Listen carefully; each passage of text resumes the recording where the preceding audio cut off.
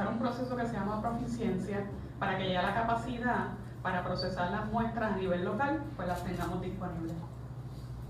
Muchas gracias, doctora. Asimismo, voy a dejar en el uso de la palabra al director de la Autoridad de los Puertos, Joel Pizá, para que nos hable un poco sobre la situación que hice referencia al principio con el Coast Guard, asimismo unos nuevos guías, unos nuevos guidelines que se han establecido y directrices de la señora gobernadora con relación a los puertos marítimos y la entrada de barcos.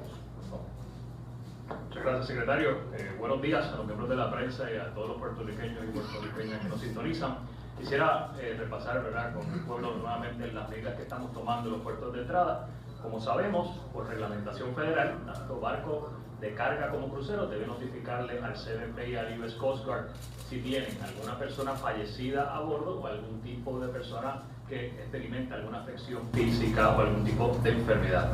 Además de ese control federal, reglamentación federal y que impone penas si no se cumplen, también los pilotos de la Bahía de San Juan, los famosos San Juan Bay Pilots, y los pilotos del área sur de Puerto Rico han implementado un protocolo desde el 3 de marzo donde antes de ellos hacer la función de traer el barco a las bahías de Puerto Rico, también van a hacer preguntas adicionales antes de abordar el barco.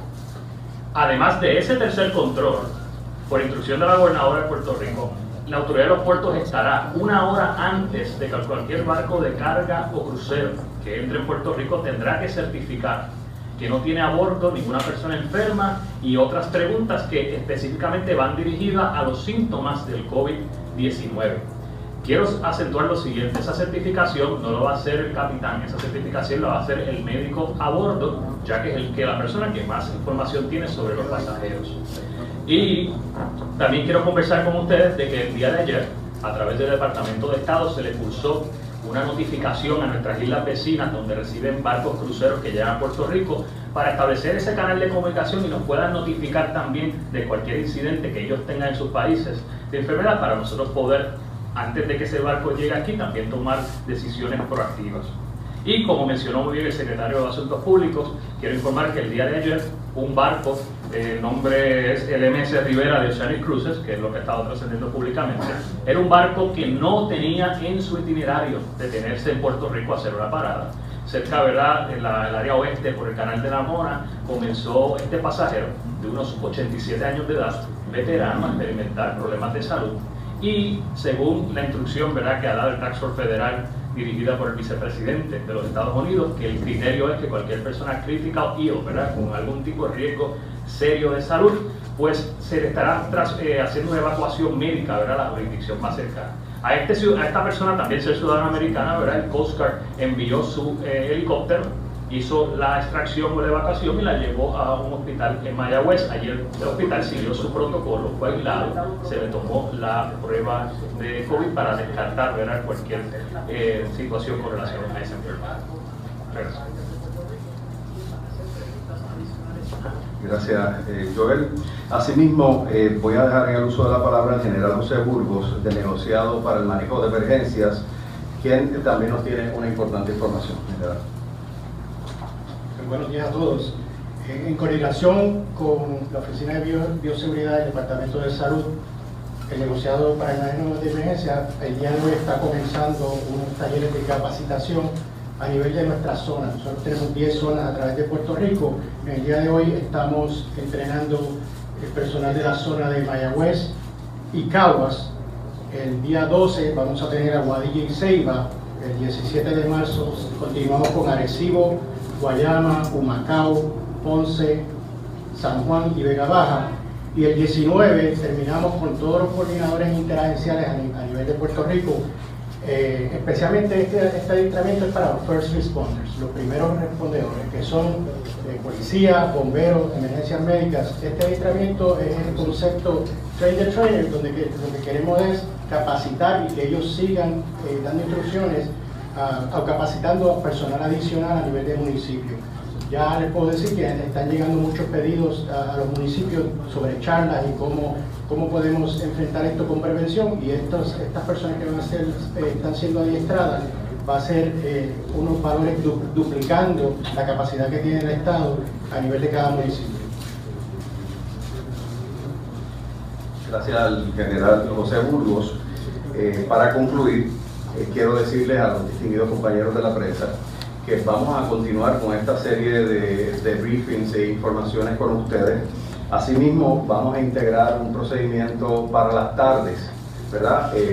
Mantener una comunicación, vamos a darle una línea telefónica donde ustedes se van a poder comunicar con nosotros y con los funcionarios que tenemos aquí, y de ser necesario cualquier otro funcionario que esté relacionado a esta emergencia o a esta situación, ¿verdad?, de los casos que estamos manejando, que ustedes así lo quieran, pues vamos a permitir para que tengamos durante todo el día, ¿verdad?, esa comunicación efectiva. Importante, antes de concluir, que a medida que sea necesario vamos a incorporar otras agencias que están incluidas en el Task Force para que puedan informarle al pueblo lo que está sucediendo. El gobierno de Puerto Rico está alerta, no damos tregua, la seguridad del pueblo es nuestra prioridad y para eso estamos aquí. Así que nos hacemos disponibles en este momento para las preguntas que tengan ustedes a bien hacernos. Como les dije, vamos a tener las preguntas de todos. Voy a tratar de darle prioridad a los que están en vivo, aunque sé que ahora todo el mundo está en vivo por las redes. Vamos a comenzar con José Esteban. Adelante, José. Sí, es que yo tengo una duda porque, Osvaldo, cuando hiciste la presentación hablaste de un paciente de 71 años que está hospitalizado acá en la metropolitana, pero el secretario habló de pacientes de 71 años en Mayagüez.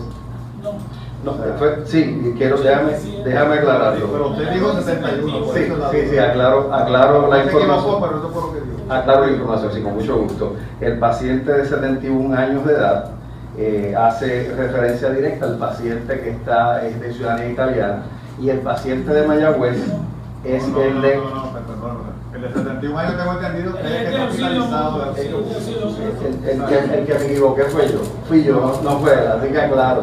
Así que el de 87 es el otro paciente. Así que, entonces, ese de 87, por la duda del secretario, ¿qué cuadro clínico es que presenta? El que se trajo en el helicóptero del Coast Guard. Sí, pues como dije, un veterano de 87 años.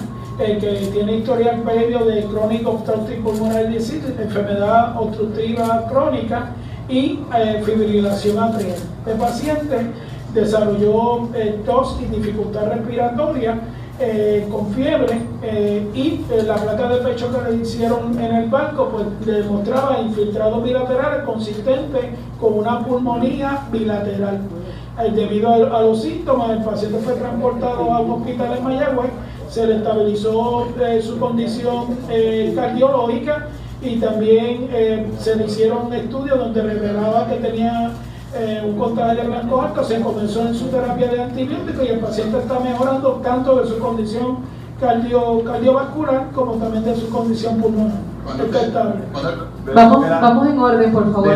De las pruebas que se hicieron a los dos italianos, sí, ya se enviaron, ya estaríamos dentro del periodo ese de 24 estaríamos no ha llegado. En algún momento entre hoy al viernes deben estar a más tardar. Yo espero que esté entre hoy o mañana, pero si no, un día más. Y ya nosotros, como dije anteriormente, ya hablamos con el CDC y estamos tratando de que esas pruebas salgan lo más pronto posible. No es mi turno. Carlos, discúlpame, pero tengo un compromiso con Luz Nereida de Guapa Televisión de que le corresponde su turno a ella. Ahora mismo lo corregimos, vamos para allá ahora. ¿Es un veterano del ejército o es un veterano por viejo? Veterano, es un marino retirado. Adelante, Luz Nereida. Marino Vamos a respetar los turnos, por favor. Todos los compañeros están en vivo y todos tienen un requisito, ¿verdad?, específico de transmisión. Le corresponde a Luz Nereida de Guapa Televisión. Adelante. Muy buenos días. Para el secretario de Salud, yo sé que la incertidumbre de la gente es grande, pero quisiera que explicara un poquito con respecto a estas pruebas. Estos análisis tienen que ser enviados a las oficinas centrales de Atlanta, Georgia, y pueden tomar un periodo. Por eso es que muchas veces, aunque ustedes dijeron el domingo de 24 a 48 horas y ahora tener que esperar hasta el viernes, sigue creando ese interrogante y incertidumbre en la gente. Aunque la doctora Jessica mencionó que en las próximas semanas podríamos estar haciendo las pruebas aquí, ¿cuándo con certeza vamos a poder hacerlas aquí para que de esa manera la gente esté tranquila? Y tercero, en otros países los puertos no están aceptando los barcos que vienen de otros países. El protocolo aquí vamos a servir de trampolín entonces para aceptar cualquier persona que se enferme en los cruceros.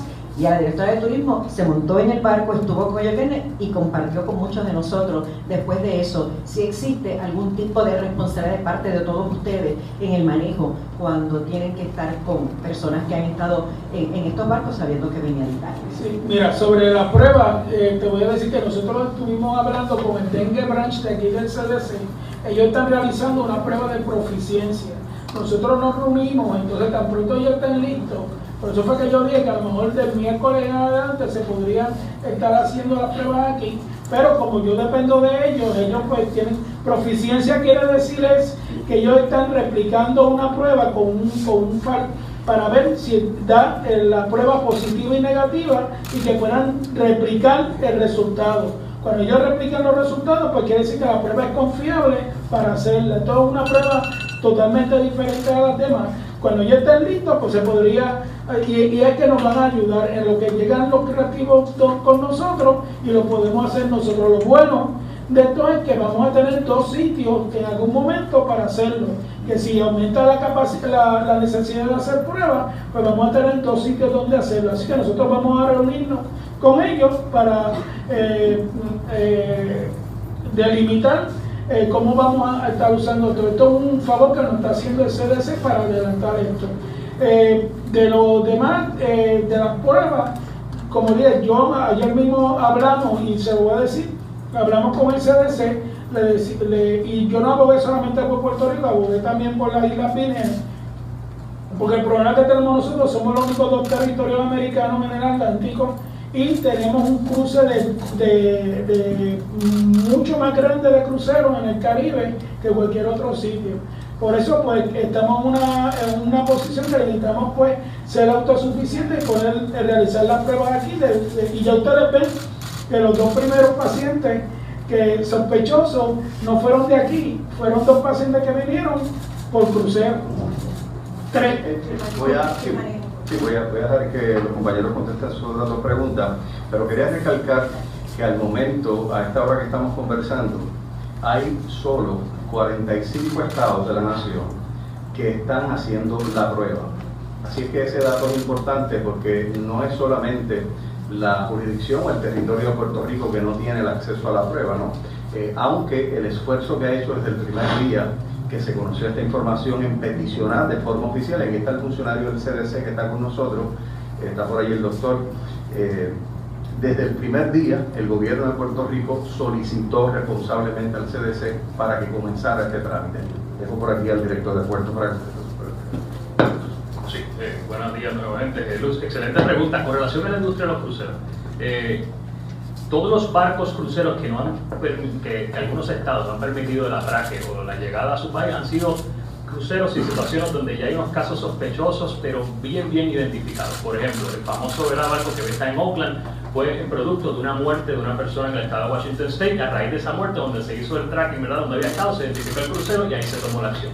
El de Fort Lauderdale, el estado, ¿verdad?, de la Florida, también ocurrió, ¿verdad?, con relación, se identificó que varios crew members habían estado en otro barco infectado.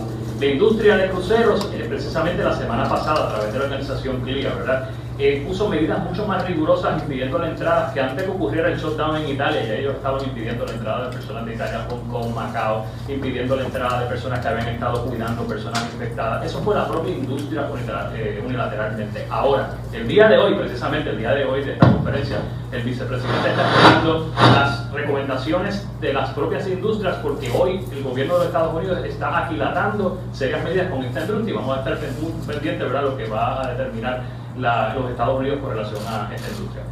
Precisamente, a pesar de que los barcos en los Estados Unidos que se han detenido han sido casos claros o gran sospecha y gran probabilidad del COVID-19, nosotros fatalmente hemos impedido medidas más rigurosas en la etapa de notificación, porque las reglamentaciones federales, antes de llegar a un puerto, estamos hablando de periodos de 24 a 96 horas. Eso es mucho tiempo para nosotros. Nosotros vamos a estar haciendo las preguntas de cernimiento 1 hora antes de entrar a nuestros muelles para poder garantizar la seguridad del pueblo de Puerto Rico. Joel, adelante.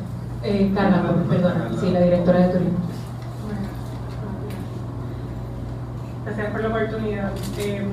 Ayer se preguntó ampliamente sobre mi abordaje al Costa Luminosa y quiero tomarme una oportunidad para expandir sobre las declaraciones que emitimos en el día de ayer. Voy a empezar por explicar el concepto técnico. A nivel técnico, hay que evaluar cuál es la exposición que puede tener cualquier persona.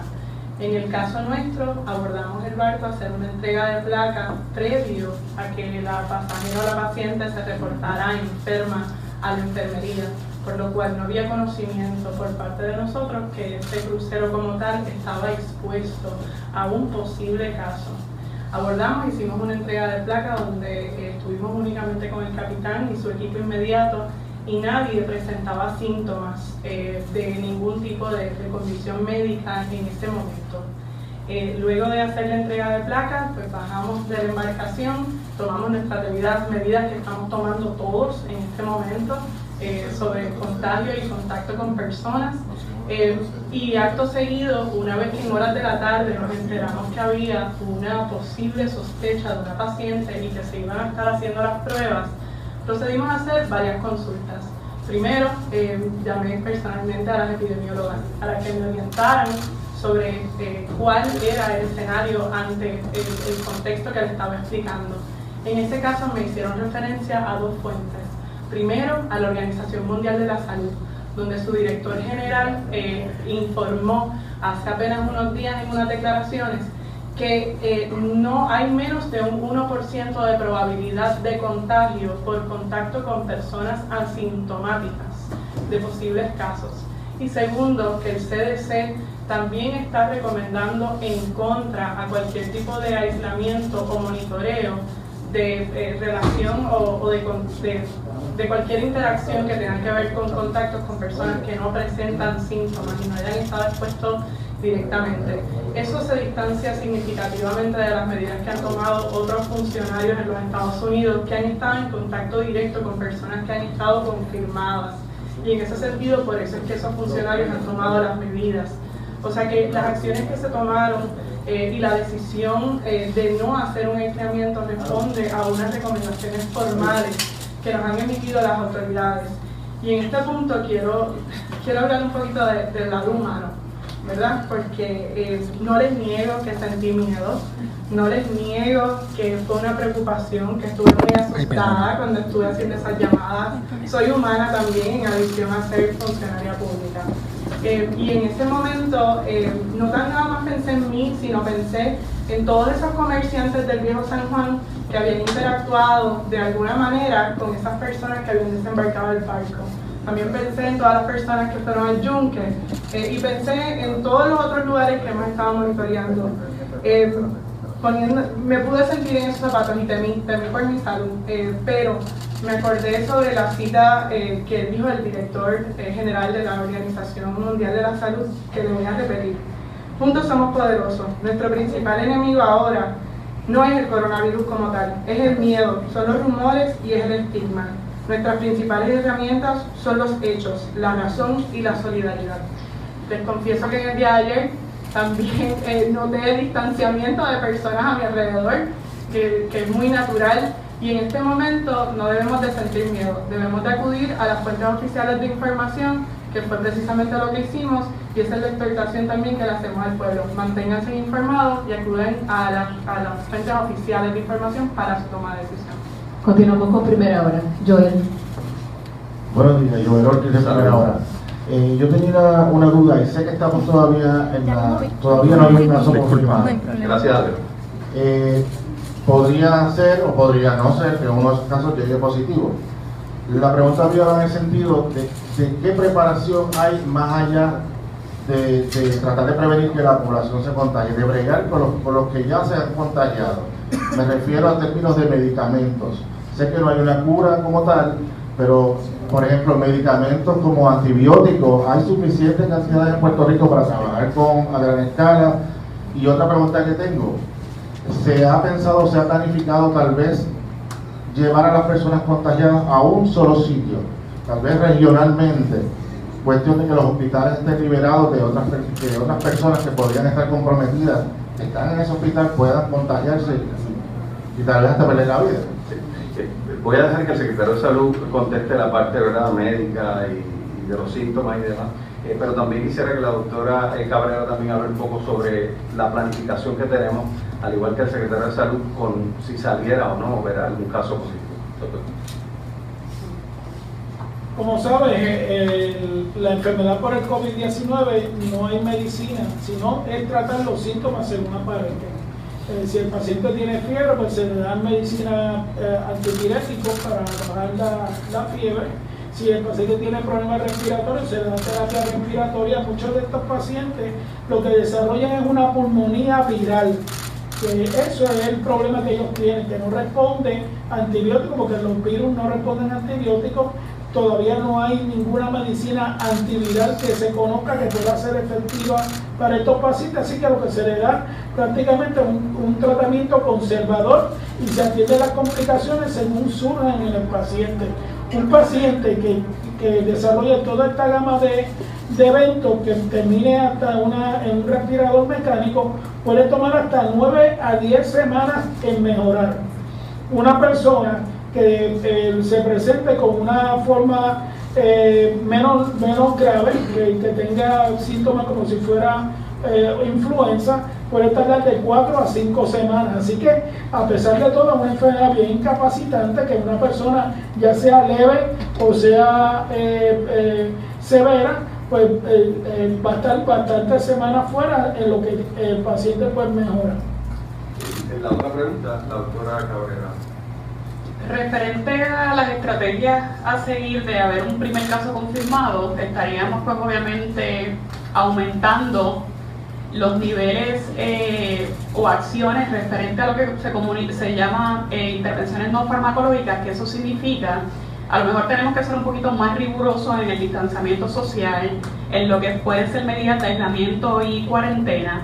La prevención hay que seguirla reforzando porque es el mecanismo para que las personas también tomen acción en ese sentido, y de alguna manera seguir monitoreando nuestras instituciones de servicios de salud por si hay una sobrecarga en los servicios, y de esa manera pues poder tomar decisiones de cómo los podemos ayudar a través de varias estrategias que podamos discutir, ¿verdad?, específicamente con ellos. Y por último, pues decisiones al final de política pública, si al final deciden pues obviamente tener ciertas instituciones claves para recibir este tipo de pacientes. Sin embargo, no podemos dejar de perder visibilidad en que nuestros 68 hospitales tienen que tener la capacidad de manejar un paciente como esto, porque puede entrar por cualquiera de nuestras instituciones hospitalarias. Adelante, Metro. Adelante. Saludos. Saludos. Mencionaron que los reactivos para hacer la proficiencia están esperando. ¿Cuánto tiempo estiman en que se pueda hacer la prueba en efecto en Puerto Rico? ¿Y cuál sería la capacidad para hacer las pruebas? Es decir, ¿cuántas pruebas se pueden hacer en la isla? El Laboratorio de Salud Pública de Puerto Rico, estamos en espera, nos dijeron de 1 o 2 semanas a recibir esos reactivos, que prácticamente, como explicó el secretario, es para hacer proficiencia. El tecnólogo médico tiene que practicar cómo hacer el método, es como una prueba. Una vez se realicen esos procesos, ya el CDC nos da el visto bueno para que en Puerto Rico lo podamos hacer. En un turno normal de trabajo, vamos a pensar 7.5 horas, 8 horas, un procesamiento de muestras puede ser una tirada para 50 personas. Sin embargo, podemos aumentar los turnos de trabajo, trabajar los 7 días, lo estuvimos haciendo en la epidemia de Zika, y duplicar ese esfuerzo. Entonces, el secretario había mencionado que iban a hacer un inventario en los hospitales para el uso de los 5 millones de la Junta de Control Fiscal. Si ya hicieron el inventario del equipo en los hospitales, y si como grupo de trabajo han discutido el tema del inventario de productos de higiene en las tiendas y farmacias. Cuando usted pregunta del inventario, se refiere al inventario del equipo médico en los hospitales. Y el inventario de productos de higiene en la farmacia, si como equipo de trabajo han dialogado alguna acción para prevenir. Pues es importante pues monitorear cómo están los diferentes, yo creo que aquí el punto clave es el equipo de protección personal, así que el personal de administración, presupuesto y finanzas del Departamento de Salud ha determinado cuáles son las prioridades, así que la campaña de medios para seguir con los mecanismos de prevención es sumamente importante, y la necesidad de equipo de protección personal para habilitar ese tipo de recursos en nuestras instituciones y también para el personal de primera respuesta. Así que yo les diría que lo que pudieran ser el equipo de protección personal, campaña de medios y también productos para desinfectar es la prioridad. Siempre volviendo a recalcar que ante la escasez de ciertos desinfectantes, el agua y jabón es la prioridad.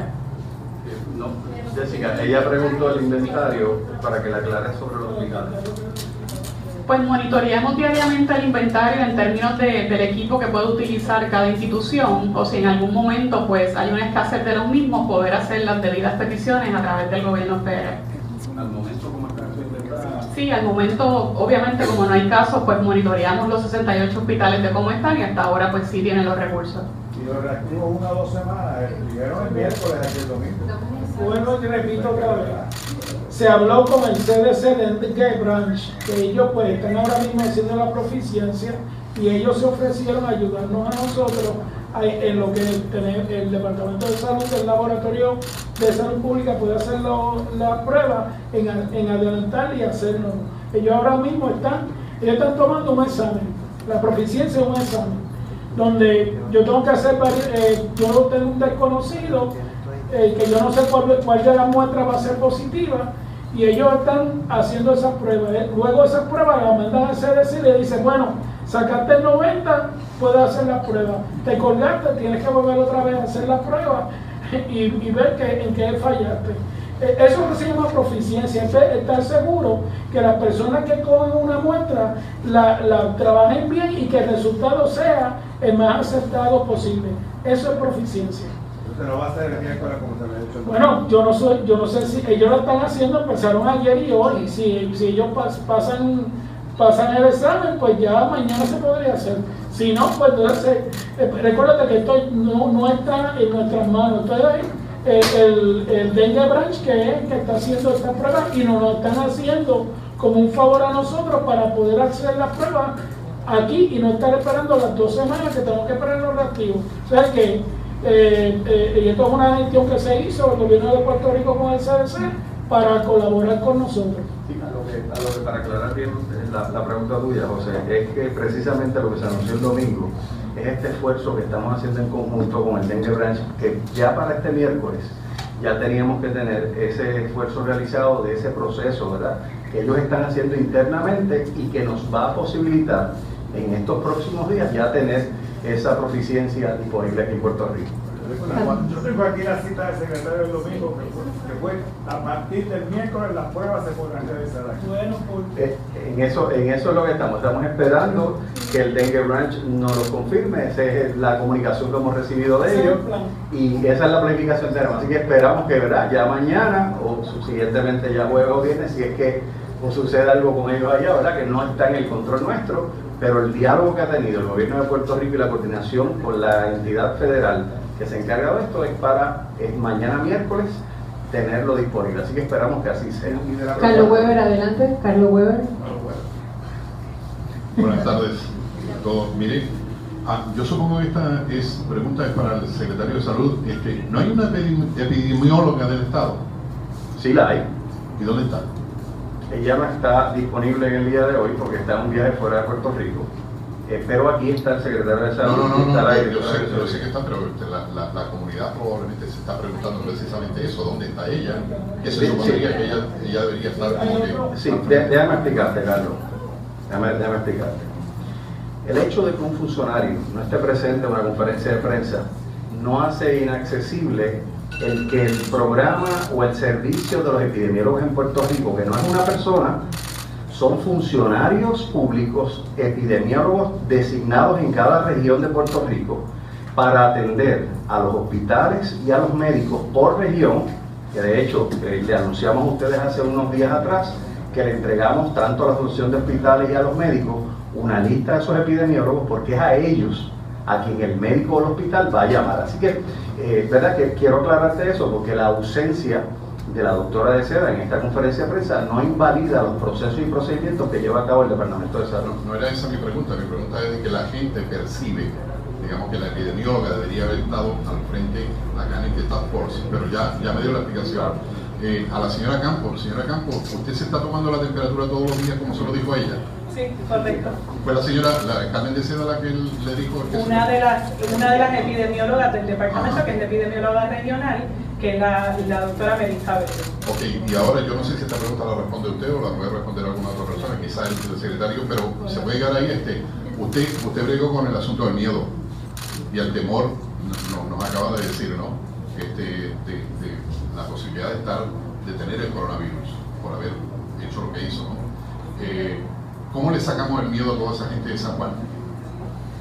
Y a eso iba, y gracias por la pregunta. Esa pregunta es bien valiosa porque tenemos la oportunidad de que una funcionaria pública esté hablando desde una plataforma personal, y en este momento me voy a confirmar que ante la incertidumbre y no saber la información, pues sentí miedo, pero la exhortación al pueblo es: acuda a las fuentes oficiales de información.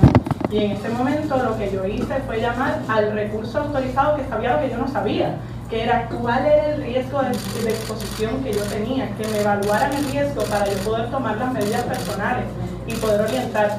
Y por eso entonces llamo a la epidemióloga regional, que es la doctora Melissa Bello, porque hay una lista de teléfonos para llamarles, y es donde procede a darme la información de que el riesgo era mínimo, ya que una de las preguntas clave fue si yo interactué con personas que aparentaban tener síntomas de algo, de cualquier cosa.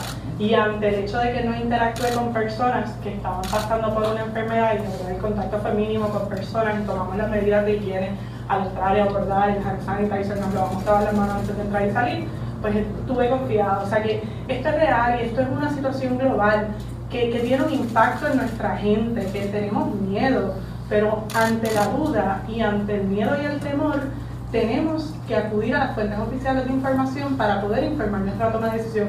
Este no va a ser los primeros 5 casos o los primeros 4 casos. Van a haber más casos sospechosos y como pueblo tenemos que estar informados y educados y acudir a las fuentes oficiales de información para poder estar tomando decisiones correctas. Pero usted está consciente que estamos más intranquilos, ¿no?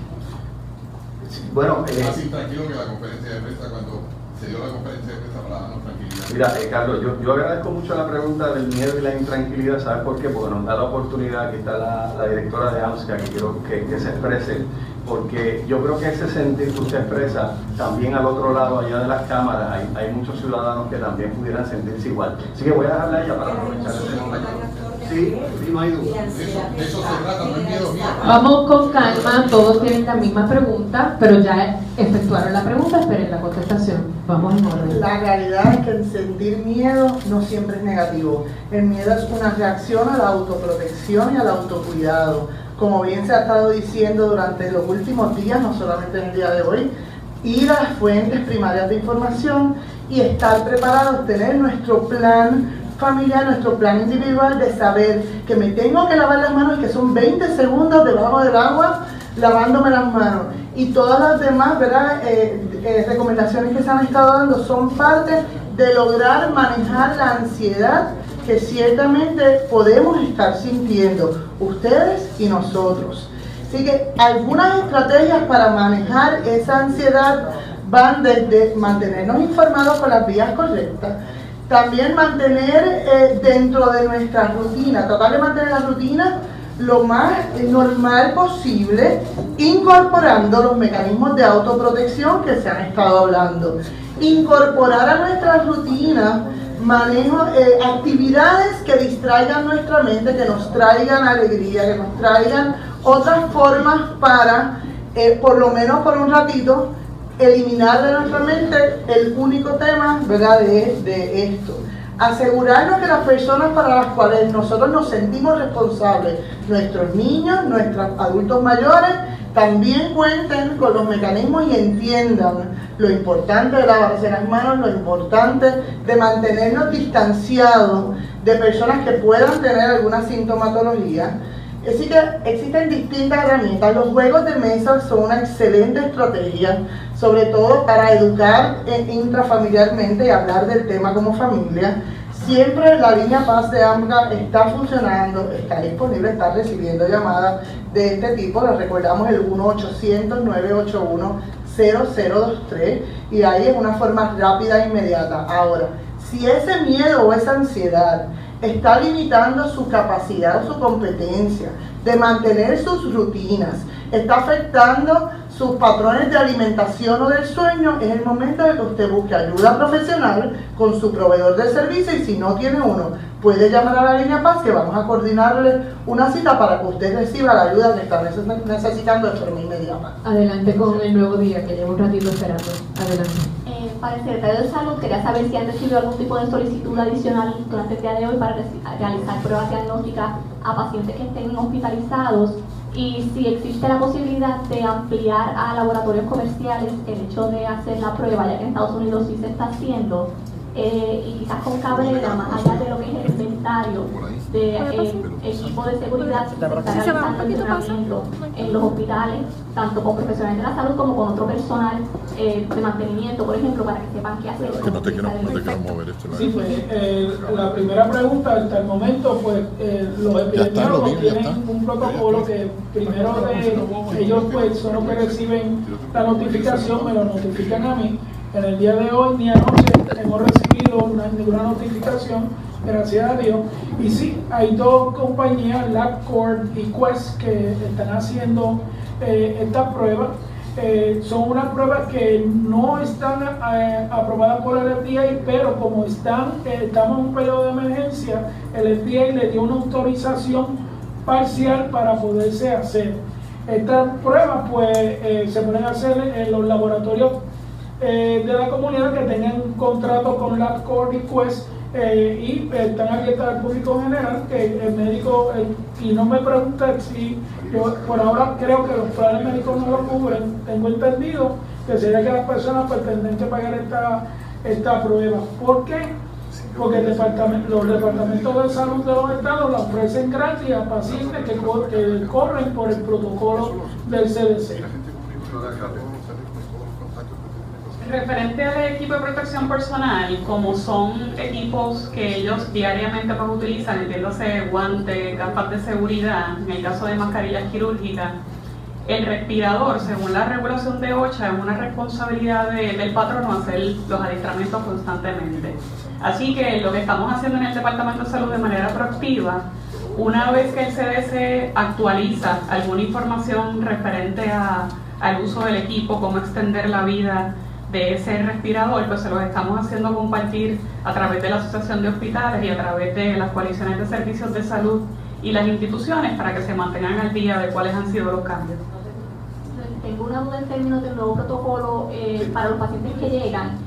Por lo que veo, solamente se atenderán o se cubrirá con estos pacientes que lleguen a hospitales, no necesariamente los pacientes que quizás acudan a lo que es una oficina, un consultorio privado. Mencionan que se le realizarán pruebas diagnósticas de otras enfermedades respiratorias, pero sabemos que el coronavirus puede coexistir con influenza o con otros, ¿qué se haría en esos casos? Y pues me da la impresión de que estos serían los casos más graves o con síntomas más severos los que se estaría autorizando la prueba de COVID-19, y no necesariamente la mayoría de los contagiados van a presentar un cuadro tan severo. ¿Cómo vamos a atender a esos pacientes con síntomas leves? Okay. Su primera pregunta, la parte verdad de la médica la va a contestar el secretario de Salud. Yo quiero contestar primero la que usted dice de aquellos pacientes que acudan a una oficina médica y no a un hospital.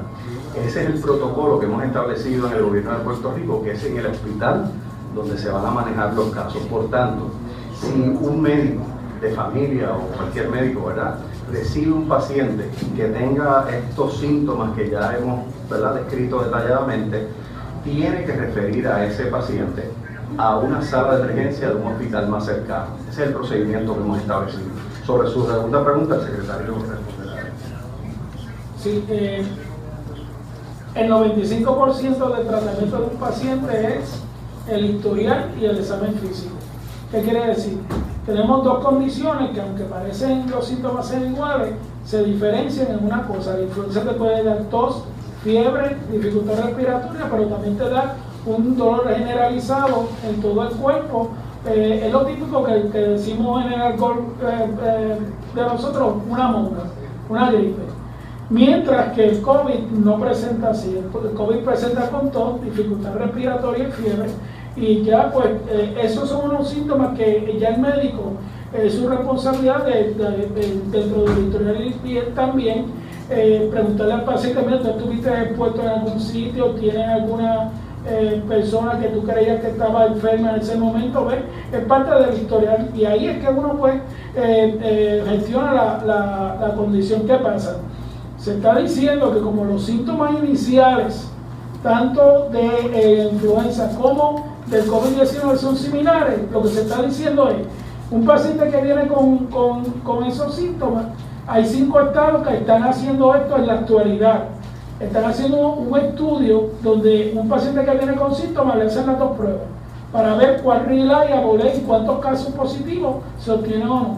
Ya eso, cuando eso obtiene, el CDC va a decir, pues mira, cualquier persona que venga con estos síntomas le tienes que hacer las 2 pruebas. Y eso todavía no ha pasado, pero va a pasar. Ahora, si hay un médico que le preocupa, pues tiene la opción también de hablar con uno de los epidemiólogos. También ahora, como se liberó también ahora que si hay un laboratorio que tiene contrato con LabCorp o Quest, pues el médico puede mandarle a hacer ese laboratorio. Yo no te puedo decir cuáles son los que están bajo eso pues tendría que preguntárselo al presidente de la Asociación de Tecnólogos Médicos, pero que hay opciones ahora que no habían antes. Si el CDC dice, pues mira, a partir de tal fecha todas las personas que vengan con síntomas le van a hacer influenza y COVID-19. El Lucero, adelante. Bueno, yo tengo 2 preguntas. La primera, quería saber que detallaran un poco mejor el protocolo que se está siguiendo en los hospitales una vez llega la persona, incluyendo cuando sea transportado en una ambulancia, y cómo se está manejando porque se hacen las pruebas confundiéndose con influenza. En el caso del hospital de Condado hemos recibido información de que muchas veces los pacientes se quedan en la sala de emergencia esperando, y entonces si es un caso sospechoso de coronavirus, pues ese riesgo. Y la segunda pregunta que tengo es en términos de cómo el Estado va a manejar los casos, o si han recibido casos sospechosos adicionales con el cambio de las guías del CDC, que habían mencionado tanto Cabanillas como Víctor Ramos ayer, que habían médicos que habían hecho acercamientos, le habían dado información de que habían recibido que se debían hacer las pruebas a otros pacientes. Quería saber si eso se había realizado. Pues voy a comenzar por la última pregunta para dejar a la doctora Cabrera. La respuesta a la última pregunta es no. No hay ningún otro caso al momento, aparte de los 4 que ya hemos mencionado en la mañana de hoy. Claro, claro. Es importante volver a repetir el procedimiento. El paciente tiene que llegar a una sala de emergencia de un hospital. Allí un médico tiene que determinar, bajo el criterio médico, que ese paciente tenga fiebre, tos seca y dificultad respiratoria, y a su vez tiene que hacerle la prueba de influenza o una prueba de enfermedad transmisible respiratoria, ¿verdad? Discreción del médico, cualquiera de las 2. Luego de eso tiene que determinar el médico que la condición de ese mismo paciente requiere una hospitalización por pulmonía o por cualquier enfermedad respiratoria aguda.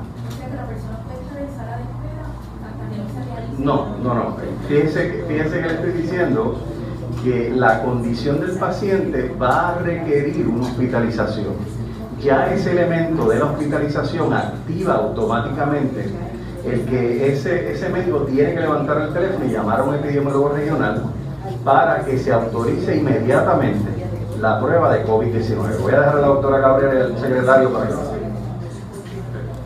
Todo protocolo del hospital empieza que el paciente llega a la sala de emergencia y pasa por un triage.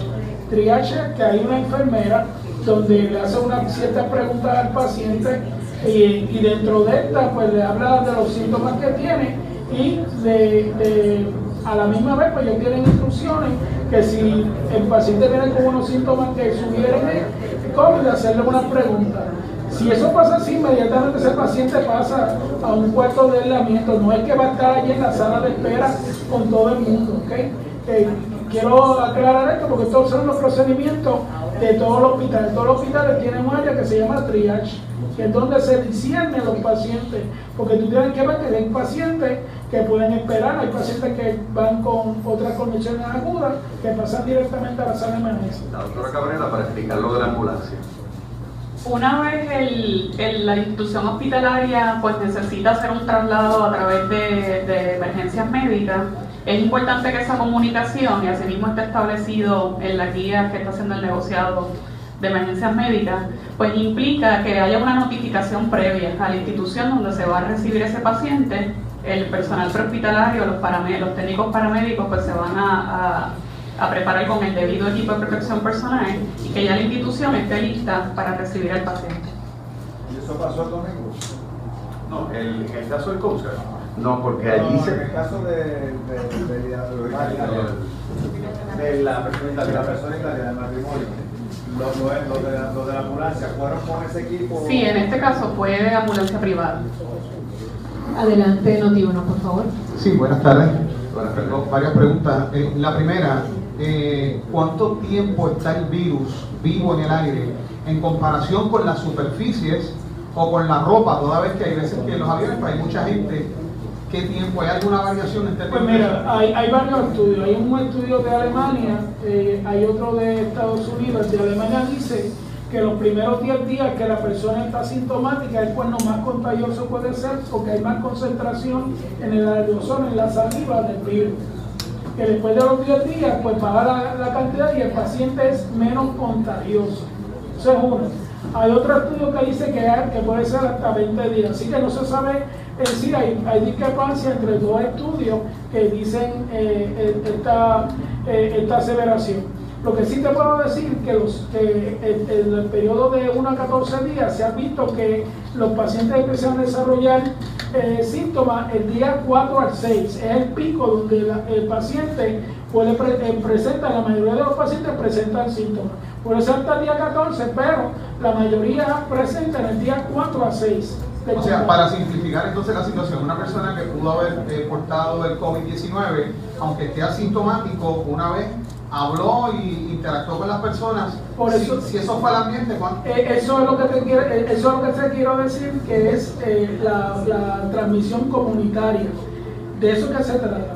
Por eso es que si una persona viene, ahora mismo, yo no lo quiera, salgo con COVID positivo, todas las personas que están aquí se tienen que hacer la prueba, porque estuvieron en contacto conmigo. Y entonces serían 50 pruebas. Ok, tengo otra pregunta con relación a lo que Carla Campo había dicho acerca de la interacción con estas personas que estuvieron allí en el barco Costa Luminosa. Nos llega información y sabemos, como estableció la compañera Luz Nereida, que hay mucha información que está rodando, y nos llega información a Noti1 de que dentro de esos empleados de la compañía de turismo hubo una persona que la mandaron a quedarse en su casa, que le impartieron instrucciones. ¿Es eso cierto? Completamente falso. No hay ninguno de los empleados que subió al Costa Luminosa que le hayan pedido, solicitado que se mantenga en su casa. Completamente falso. Gracias. Adelante, Jeremy, mi visión, y voy con Dr. Shopper.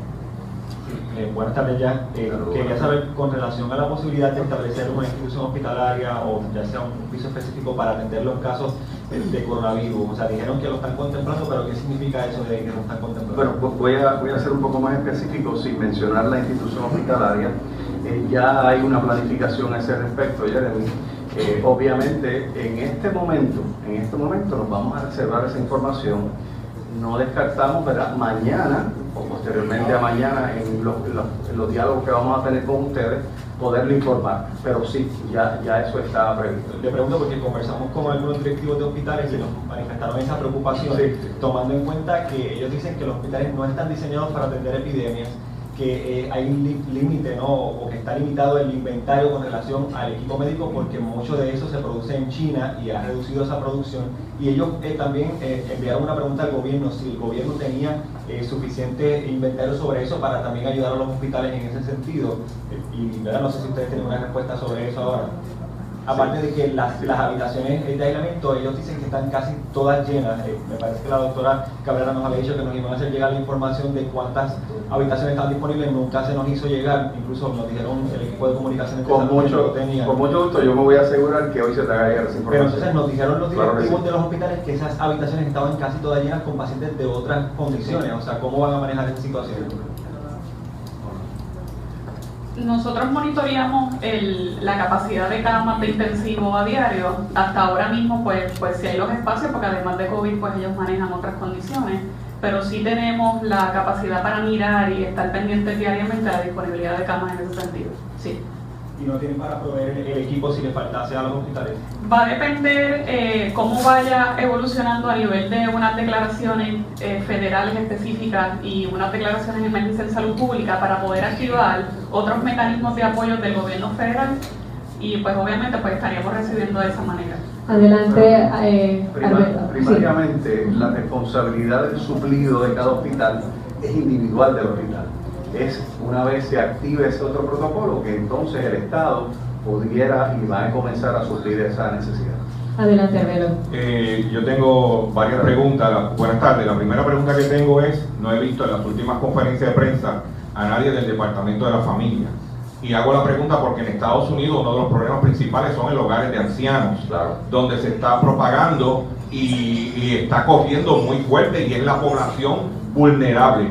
¿Qué está haciendo este Task Force para atender, ya que nos pasó con María cuando los viejitos no tenían generadores y electricidad? ¿Qué está pasando con eso? Esa es la primera pregunta. Excelente pregunta y le agradezco porque me da la oportunidad de explicar dos cosas. El hecho de la ausencia del señor secretario es por una situación de salud que no está, ¿verdad?, disponible, pero funcionarios de la agencia han estado participando en las reuniones activamente y tenemos precisamente una planificación interagencial, no solamente con familias y los adultos mayores que están en estos centros, ¿verdad?, de cuidado, sino también con el Departamento de la Vivienda.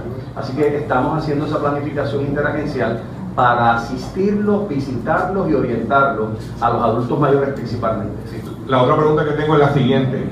El CDC emitió una de las declaraciones ayer en la tarde donde le dice a los ciudadanos de Estados Unidos que si no tienen algo urgente, que no viajen, ni por aire, ni por mar.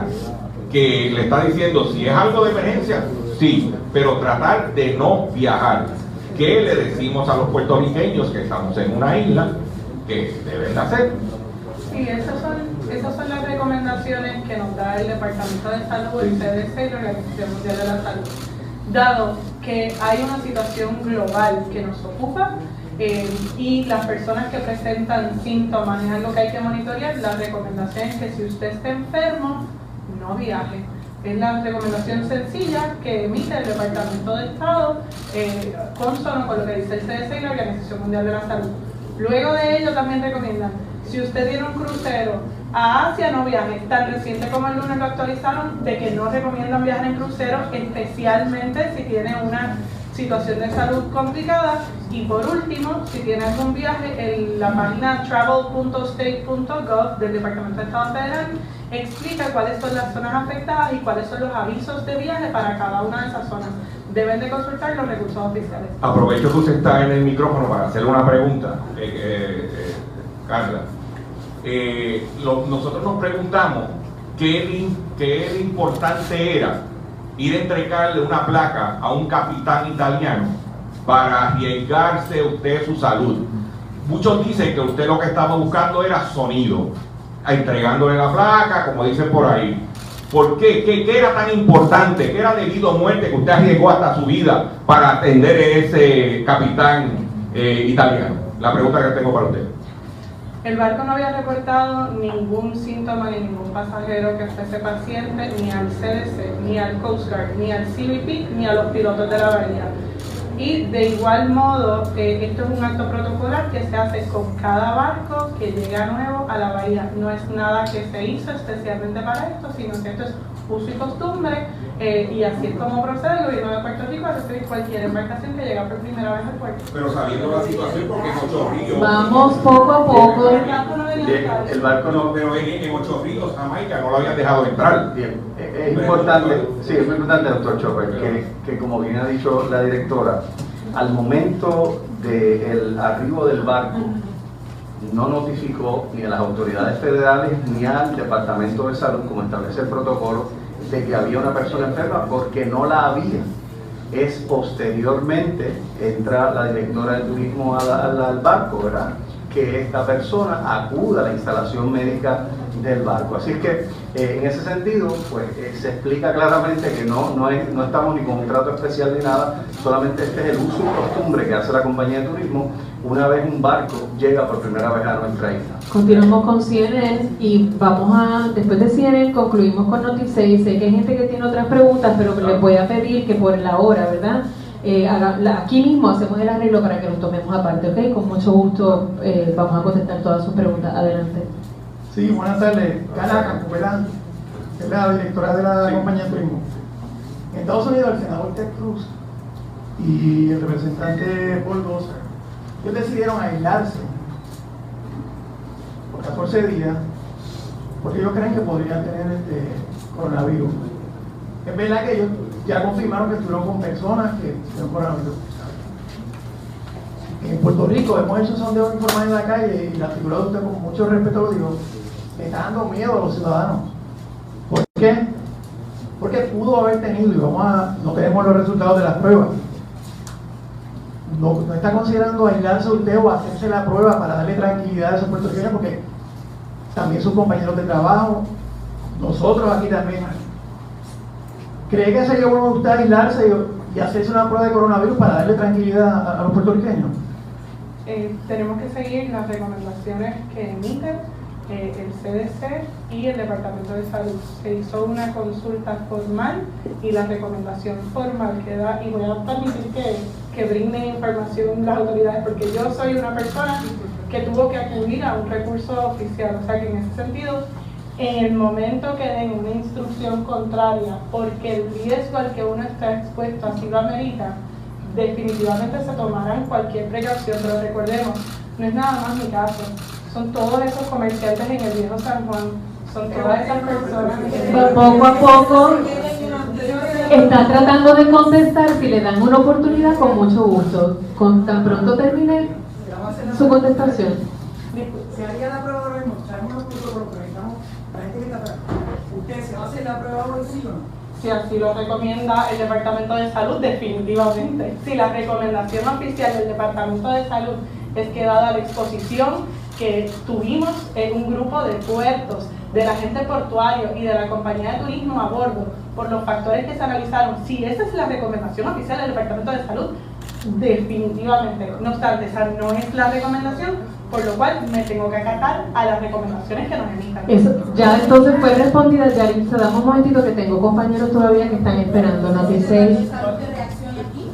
¿Qué reacciona a qué? ¿Lo recomienda? Por eso, si él recomienda o no. Bueno, volvemos otra vez.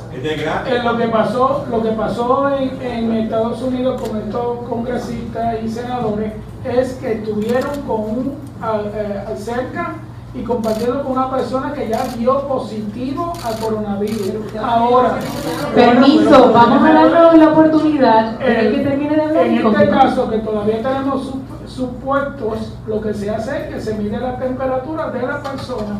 Si la persona no demuestra ningún síntoma febril, pues se sigue observando y se le dice, vamos a tomar la temperatura hasta que venga la prueba. Si la prueba llega a venir positiva de este paciente, entonces sí. Si no, pues ahí murió el caso. Dame una oportunidad para Noti6. No, porque es supuesto. Tenemos Noti6 está esperando hace un rato. Adelante. Antes de hacer mi pregunta, entonces, para que quede claro, el gobierno estaría a disposición entonces de hacer la prueba si fuera necesario. ¿Perdón? Sí, a cualquier persona, eso es lo que hemos establecido en la flexibilización. Y quiero decir algo, Armando. Estas normativas no las establece el secretario de Salud exclusivamente. Es en acuerdo con las guías federales que establece el CDC. Aquí está el doctor con nosotros del CDC, Miguel Cruz, que puede también abundar sobre ello. ¿Cuál es su pregunta? Entonces, ya yendo a la pregunta que iba a hacer brevemente, si el Departamento de Educación tiene algún plan para poder orientar a sus estudiantes, porque usted está hablando mucho de prevención, no se ha dicho nada en el caso de estudiantes, en el caso del Departamento de Educación, número 1 y número 2, en el caso de puertos, como hay tantas personas que están buscando los productos que ahora mismo se consideran de primera necesidad, si hay algún tipo de prioridad para que en el descargue se tome en consideración eso en primer lugar. Sí, sobre el Departamento de Educación, en efecto, también es parte de este Task Force y ya ellos han activado un sistema de vigilancia en las escuelas para detectar, ¿verdad?, posibles casos de enfermedades contagiosas. La recomendación es la misma que hacemos a los adultos, ¿verdad?, con los niños. Si el niño está enfermo, lo que le pedimos a los padres es que no lo lleve a la escuela y lo lleve a recibir atención médica. No obstante, asimismo, también las regiones educativas del Departamento de Educación mantienen junto a los directores regionales del departamento esta vigilancia activa en todo tiempo. La pregunta es si se están desarrollando conferencias, charlas para los estudiantes por el caso. Sí, definitivamente la prevención, pues fue que usted habló de la prevención inicialmente, pero sí, esa es nuestra principal prioridad, orientar a los padres y estudiantes. De hecho, los fondos que otorgó, o que ha otorgado la Junta de Control Fiscal, en parte van a ir distribuidos también a atender esa necesidad de los estudiantes y las escuelas públicas y privadas. Entonces, en el caso de Puerto, sí, se le está dando algún tipo de prioridad a estos productos que ahora se convierten en una primera necesidad. Y que es difícil conseguir porque están controlados en farmacias y supermercados. Claro, señor Lema, buenas tardes nuevamente. Qué buena pregunta, porque me permiten elaborar un poco cuál es el rol de la autoridad de puertos según nuestra ley orgánica y nuestra función. Prácticamente nosotros lo que hacemos es mantener la infraestructura portuaria hábil para que lleguen barcos tanto de carga como de pasajeros, pero no estamos, los autoridad de puertos no tiene un mandato en ley, digamos, para hacer procesos de embarque y desembarque, eso lo hace cada línea con cada gente, y la parte de carga en Puerto Rico, ya como todos recordarán que Puerto Rico tuvo en su momento, los 80, a principios de los 90, como política pública, tener naviera, era el gobierno el que estaba en el negocio de las navieras, ya el gobierno de Puerto Rico ya no, eso está en manos privadas. Lo que sí nosotros tenemos son conversaciones con la Asociación de Navieros y toda la comunidad aeroportuaria. Pero que quede claro, la autoridad de los puertos no tiene barcos, no hace embarques, no hace desembarques. Nuestra función es tener la infraestructura portuaria para que compañías privadas puedan recibir sus embarcaciones y autorizar o denegar, si es necesario, la entrada de embarcaciones. Pero en Puerto Rico, todo lo que es la parte de carga marítima está en manos de compañías privadas. Vamos a dar por concluida la conferencia de prensa. Los oficiales van a estar aquí por si alguno otro tiene alguna pregunta que quiera hacer individualmente, con mucho gusto. Muchas gracias a todos. Y gracias a todos por asistir y por su paciencia. Gracias.